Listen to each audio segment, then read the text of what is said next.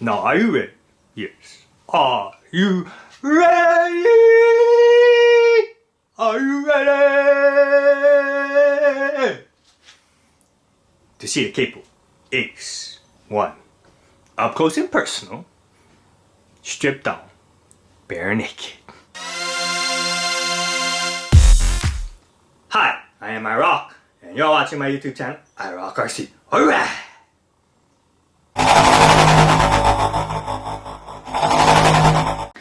Aloha everyone! Hi, I'm iROCK, and you're watching my YouTube channel, iROCK RC. And in today's video, we get to see the Capo Ace1 up close and personal, stripped down, bare naked. Now let's get to it. So now let's move on to the chassis. The reason why Capo is able to bring the price down on this rock bouncer, rock buggy or Ace1 compared to their previous products, military Thatcher 8x8 and the JK Jeep, is because less aluminum parts. The less aluminum you have, the cheaper it costs to build an RC. And they didn't go with cheap plastic. This is no way cheap plastic. This is ABS automotive plastic, so which is high grade plastic. Probably the highest grade plastic you're going to have, and that is really brilliant of Capo Racing, because if you went with an aluminum chassis, you would lose that flexibility. And everyone knows who goes rock crawling out there that you need some sort of chassis flex. All right, you do need chassis flex.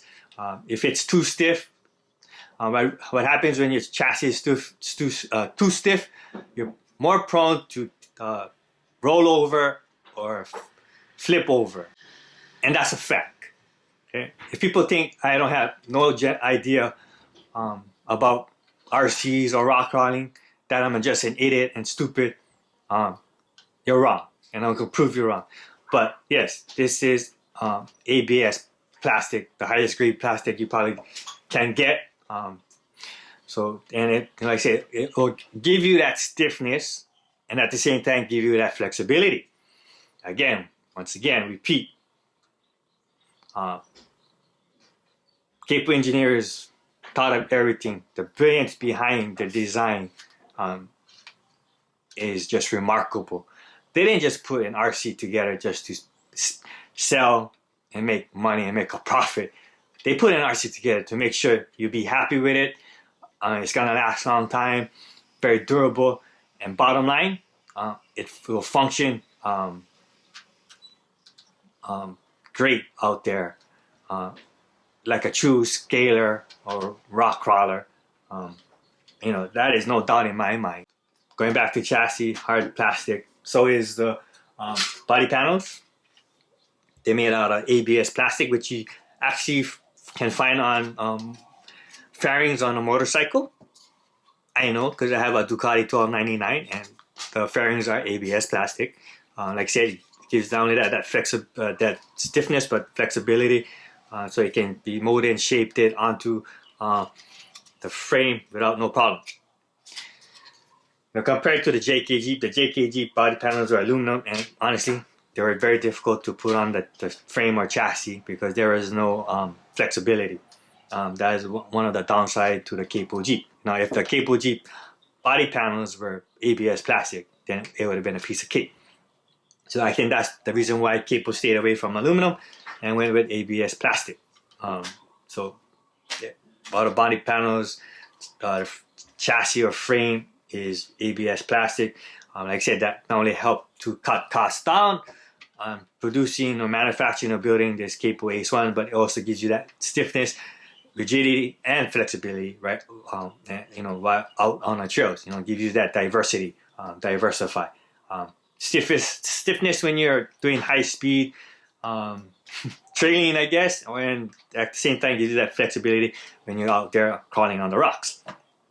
So that is pretty cool, and like I said, just the brilliance of the engineers behind Capo Racing. Now, it does come with 2.2 wheels and tires, gunmetal.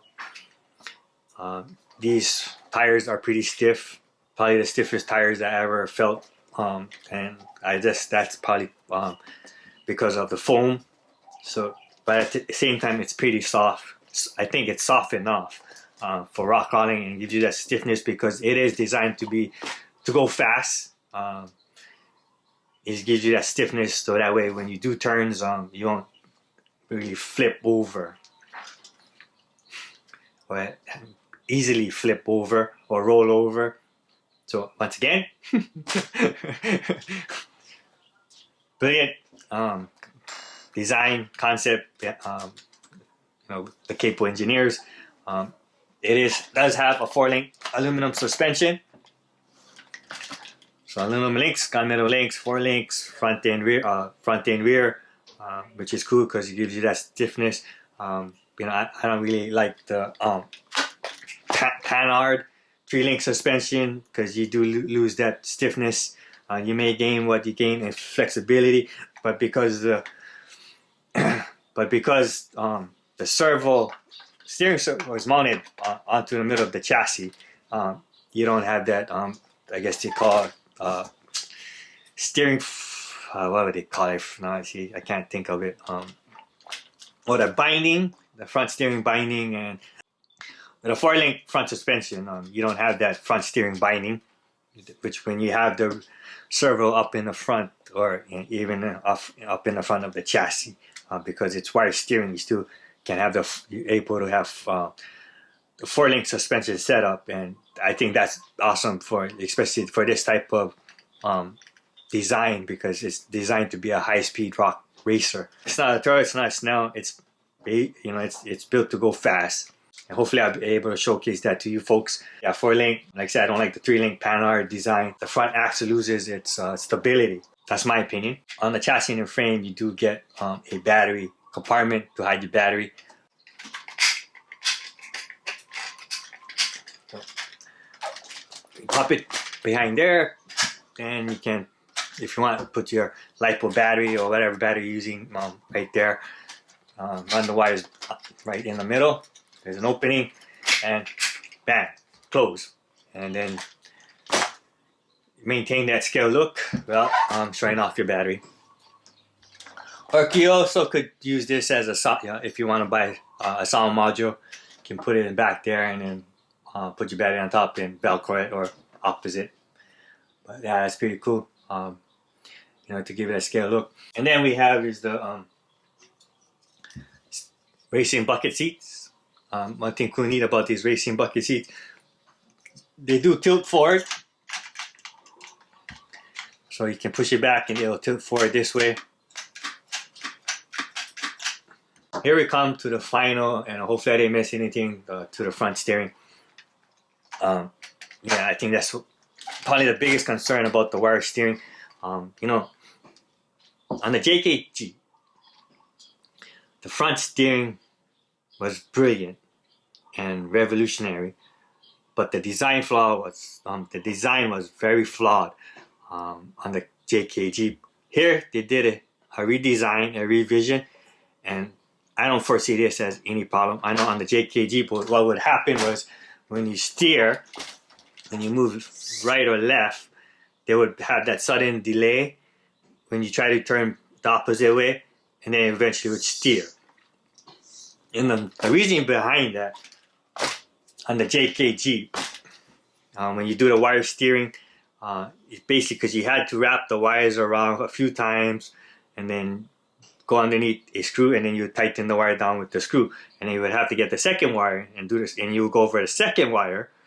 So what happened is when you turn when the steering turns, this wire, this is the loose wire, and this will be the wire that gets tightened. This wire would still be loose when you turn back. Yeah, so that's where this would have to, you would have to wait for this to get tightened, and again this would come loose, and then that's where what happens when you get the delay. The servo horn was the flaw. I said that if they made the servo horn the same way they made the front horn that you mount onto the chassis or frame in a JKG, where you don't have to tie it or go around over each. You don't have to go around over the wires. Basically, you just have to keep it like one loop or one string, the design flaw would be perfect. I mean, not, yeah, I mean, they would correct the design flaw.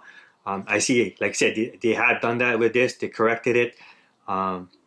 Just pretty cool because you don't see, it's basically the wires just run right underneath around the servo horn.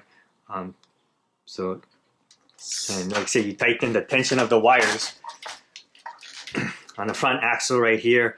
You put it as hard as you can, and you just screw it down with these two screws right in here. Same goes for the other side. I just got a receiver, bind it to my 4PX. So there you go, folks. There's no delay like in the JK Jeep.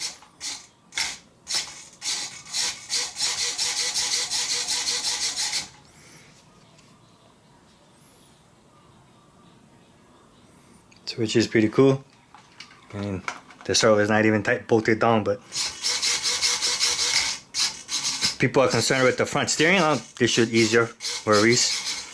This will have no effect on going over the rocks, even if this was to get hung up. This is steel wires.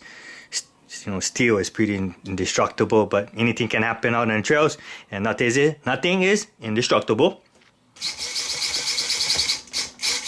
And look how quick and fast that steering is. That's pretty cool.